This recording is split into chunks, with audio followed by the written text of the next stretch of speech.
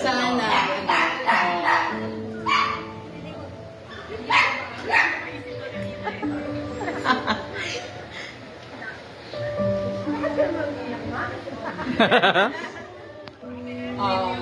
pasensya ka na minsan kung hindi kita naiintindihan sa mga lahat ng nagiging problema natin sa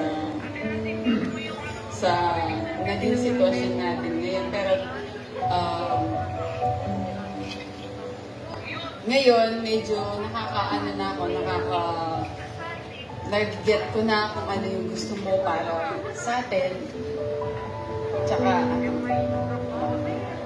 thank you din sa mga naging kaibigan niya dito sa pag-aalaga niyo sa kanya araw-araw, lalo na kay Dina, na akala niya hindi ko sila na-appreciate. Pero thank you sa inyong dalawa. Kay Dina, thank you. Akala mo lang na hindi kita mahal, pero mahal din. Isang box ng tissue, si Miss D.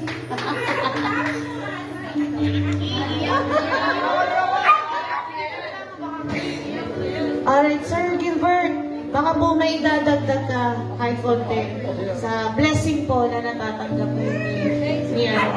Kahit happy birthday lang po, sir. Ayan. Kasi yan, ayun na nga, hindi pa nga nagsasalita, umiiyak. Okay, baka magtawag tayo ng ambulansya. Ayan yun na. Picture na lang. Ayan. Palakpakan naman para sa parents ni Ate Ivy. And of course, eto na.